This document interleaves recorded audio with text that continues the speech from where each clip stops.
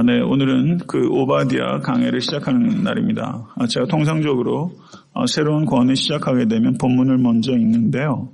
오바댜서가 구약 성경에서 제일 짧은 장입니다. 한 장이에요, 한 장. 그래서 먼저 읽으시고 오늘은 오바댜의 서론적인 이야기를 제가 나눈 것으로 오늘 성경 말씀을 증거하고자 합니다. 오바댜서 한 장이기 때문에 찾기가 좀 어려우시죠. 1284페이지입니다. 저도 오바댜서를 신앙생활하면서 한 번도 설교하는 거 들어본 적이 없어요. 오바댜 교독하도록 하겠습니다. 제가 먼저 읽고 성도님들께서 다음부터 계속 읽겠습니다. 오바댜의 묵시라. 주 여호와께서 에돔에 대하여 이와 같이 말씀하시니라. 우리가 여호와께로 말미암아 소식을 들었나니 곧 사자가 나라들 가운데 보내심을 받고 이르기를 너희는 일어날지어다. 우리가 일어나서 그와 싸우자 하는 것이니라. 너희 마음의 교만이 너를 속였도다. 바위 틈에 거주하며 높은 곳에 사는 자여, 내가 마음에 이르기를 누가 능히 나를 땅에 끌어내리겠느냐 하니, 혹시 도둑이 내게 이르렀으며 강도가 밤중에 내게 이르렀을지라도 만족할 만큼 훔치면 그치지 아니하겠느냐. 혹시 포도를 따는 자가 내게 이르렀을지라도 그것을 얼마쯤 남기지 아니하겠느냐. 내가 어찌 그리 망하였는고. 에서가 어찌 그리 수탈되었으며 그 감춘 보물이 어찌 그리 빼앗겼는고. 너와 약조한 모든 자들이 다 너를 쫓아 변경에 이르게 하며 너와 화목하던 자들이 너를 속여 이기며 내 먹을 것을 먹는 자들이 내 아래에 함정을 파니 내 마음에 지각이 없음이로다. 여호와의 말씀이니라. 그날에 내가 에돔에서 지혜 있는 자를 멸하며 에서의 산에서 지각 있는 자를 멸하지 아니하겠느냐. 드마나 내 용사들이 놀랄 것이라. 이로 말미암아 에서의 산에 있는 사람은 다 죽임을 당하여 멸절되리라. 내가 내 형제 야곱에게 행한 포악으로 말미암아 부끄러움을 당하고 영원히 멸절되리라. 내가 멀리 섰던 날 곧 이방인이 그의 재물을 빼앗아가며 외국인이 그의 성문에 들어가서 예루살렘을 얻기 위하여 제비 뽑던 날에 너도 그들 중 한 사람 같았느니라. 내가 형제의 날 곧 그 재앙의 날에 방관할 것이 아니며 유다 자손이 패망하는 날에 기뻐할 것이 아니며 그 고난의 날에 내가 입을 크게 벌릴 것이 아니며 내 백성이 환난을 당하는 날에 내가 그 성문에 들어가지 않을 것이며 환난을 당하는 날에 내가 그 고난을 방관하지 않을 것이며 환난을 당하는 날에 내가 그 재물에 손을 대지 않을 것이며 내 거리에 서서 그 도망하는 자를 막지 않을 것이며 고난의 날에 그 남은 자를 원수에게 넘기지 않을 것이니라. 여호와께서 만국을 벌할 날이 가까웠나니 내가 행한 대로 너도 받을 것인즉 내가 행한 것이 내 머리로 돌아갈 것이라. 너희가 내 성산에서 마신 것 같이 만국인이 항상 마시리니 곧 마시고 삼켜서 본래 없던 것 같이 되리라. 오직 시온산에서 피할 자가 있으리니 그 산이 거룩할 것이요 야곱 족속은 자기 기업을 누릴 것이며 야곱 족속은 불이 될 것이며 요셉 족속은 불꽃이 될 것이요 에서 족속은 지푸라기가 될 것이라. 그들이 그들 위에 붙어서 그들을 불살할 것인즉 에서 족속에 남은 자가 없으리니 여호와께서 말씀하셨습니다. 그들이 네겝과 에서의 산과 평지와 블레셋을 얻을 것이요 또 그들이 에브라임의 들과 사마리아의 들을 얻을 것이며 베냐민은 길르앗을 얻을 것이며 사로잡혔던 이스라엘의 많은 자손은 가나안 사람에게 속한 이 땅을 사르밧까지 얻을 것이며 예루살렘에서 사로잡혔던 자들 곧 스바랏에 있는 자들은 네겝의 성읍들을 얻을 것이니라. 다같이 구원받은 자들이 시온산에 올라와서 에서의 산을 심판하리니 나라가 여호와께 속하리라. 아멘. 하나님의 말씀입니다. 네, 오바댜서는 제가 말씀드린 대로 구약 성경 전체에서 가장 짧은 권입니다. 그래서 보시는 바와 같이 총 21절로 구성되어 있습니다. 그런데 21절 전체가 에돔에 대한 심판의 선포로 기록되어 있는 성경입니다. 잘 아시는 것처럼 제가 소예언서를 지금 계속 강의에 나가고 있는데요. 주제적으로 매우 일관된 주제를 담고 있다고 볼 수 있습니다. 시작하는 말씀을 보면 오바댜의 묵시라라고 말하고 있습니다. 오바댜라는 예언자가 받은 비전의 말씀을 기록하고 있습니다. 그런데 구약 성경을 보시게 되면 그 예언자들이 보통 요엘서는 그 요엘을 어떻게 소개했냐면요. 부두엘의 아들 요엘이다. 이렇게 아버지의 이름과 연관 지어서 소개를 했습니다. 그리고 자기 이름만 소개된 경우들이 왕왕 있습니다. 그런데 그때는 어떻게 소개를 또 하냐면 선지자 하박국이라, 선지자 학계라, 이와 같이 자기의 소임 혹은 그 직책에 관계되는 그게 나오고 그 다음에 이름이 나온 경우들이 있습니다. 그 외에는 드고와 목자 중 아모스라, 이렇게 지역에 대한 언급이 나올 때가 있습니다. 모레셋 사람 미가라, 엘보스 사람 나옴이라, 이와 같이 아버지 이름이 있거나 선지자 누구라 혹은 지역에 대한 언급이 있을 수 있습니다. 그런데 여기에서 오바댜는 아무 일절 얘기가 없이 그야말로 이름만 기록되어 있어요. 예언자 중에 그 이름만 기록되어 있는 사람이 두 사람입니다. 오바댜가 있고 말라기가 있습니다. 이 그 예언서만 아무 언급이 없이 이야기되고 있는데 이 말라카이, 이거는 이름이 아닐 가능성도 있다는 이야기도 있습니다. 제가 말라기를 강의할 때 좀 말씀을 드리겠지만 여하튼 유독 오바댜는 다른 수식이 없이 이름만 언급되고 있다. 좀 한번 왜 그럴까 묵상해 볼 필요가 있다고 보고요. 그 다음에 그 12소선지서 중에 절반이면 6인데 절반이 넘는 7명의 예언자가 가문에 대해서 전혀 언급이 없다는 것입니다. 이건 좀 인상적이에요. 가문에 대한 언급이 전혀 없다. 여기 나오는 것처럼 오바댜도 마찬가지죠. 심지어 아버지에 대한 언급도 없습니다. 그러니까 가문에 대한 언급이 전혀 없다는 것은 우리가 유추할 수 있는 건 뭡니까? 유력한 집안 사람이 아니다. 12명 중에서 7명이 가문에 대한 언급이 없다는 것은 쓰임받았던 사람이 절반 이상이 일절 얘기할 것이 없는 유력한 집안의 사람이 아니다. 이렇게 이야기할 수 있을 겁니다. 이건 결코 비약이라고 얘기하기는 어려울 거예요. 좋은 가문의 사람이라고 쓰임받는 것도 아니고 가방끈이 길다고 쓰임받는 것도 아니고 그리고 개인적으로 능력이 탁월해서 쓰임받는 것도 아니고 하나님의 영이 임하고 부르심에 저와 순종하면 쓰임받을 수 있다는 것을 이와 같은 것을 통해서 우리가 알 수 있는 것이죠.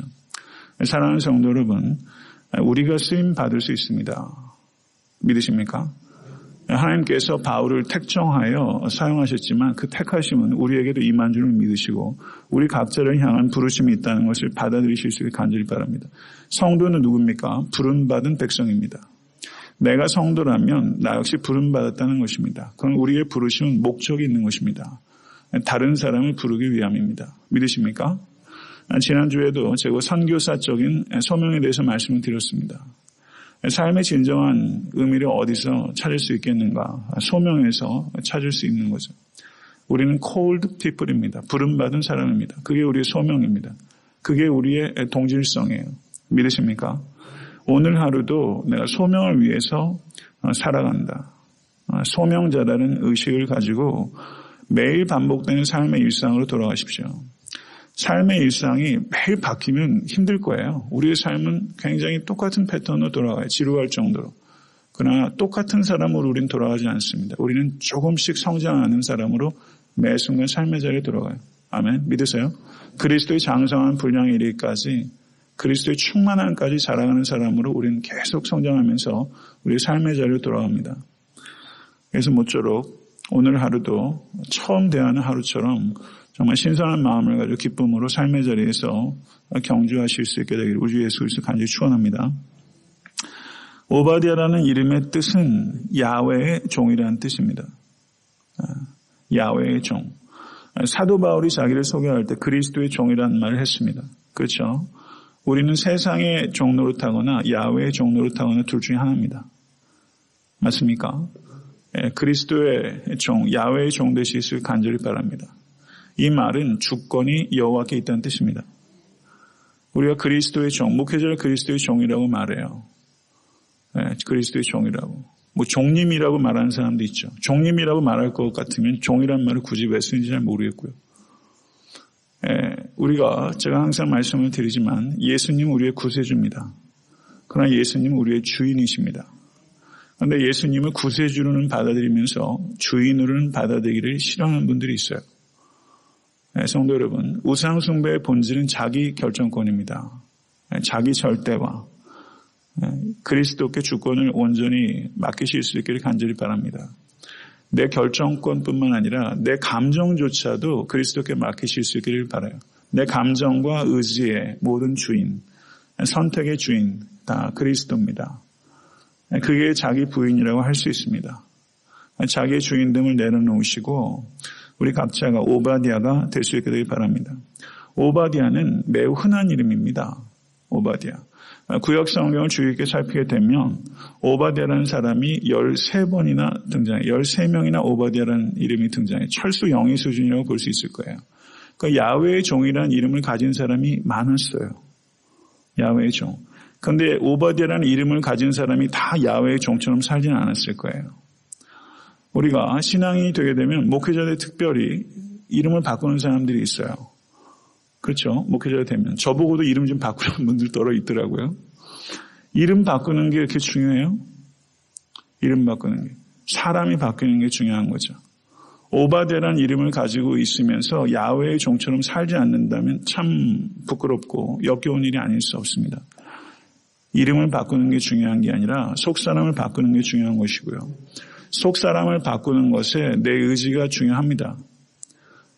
거룩하라라고 말씀하셨다는 것은 우리가 의지를 발동해야 될 필요가 있다는 뜻이에요. 그렇지만 우리를 거룩하게 하시는 이는 성령님입니다. 그렇기 때문에 우리가 기도해야 돼요. 성령께서 주도적으로 하시는 일이 성화고 우리의 참여가 필요한 부분이 성화입니다. 우리가 주도적으로 성화될 수 없어요. 아마 성화를 위해서 씨름하는 사람은 그거 다 느낄 거예요. 내가 해서 되지 않아요. 성령께 의지해서 매 순간 자기를 쳐서 복종시키고 그리고 기도해야 되는 영역입니다. 그것에 조차 주권을 인정해야 됩니다. 오바댜가 어느 시기의 사람이었는지 오늘 본문을 보게 되면 오바댜가 활동했던 시대의 왕을 언급하고 있습니까? 없습니까? 언급하고 있지 않아요. 특징적인 어떤 사건이 구체적으로 명시되어 있지 않아요. 그러니까 어떤 시대의 사람이었는지 추론하는 것이 이렇게 레인지가 넓다는 뜻입니다. 그래서 오바댜의 활동 시기에 대해서 주전 850년에서부터 400년까지 굉장히 폭이 넓게 추론합니다.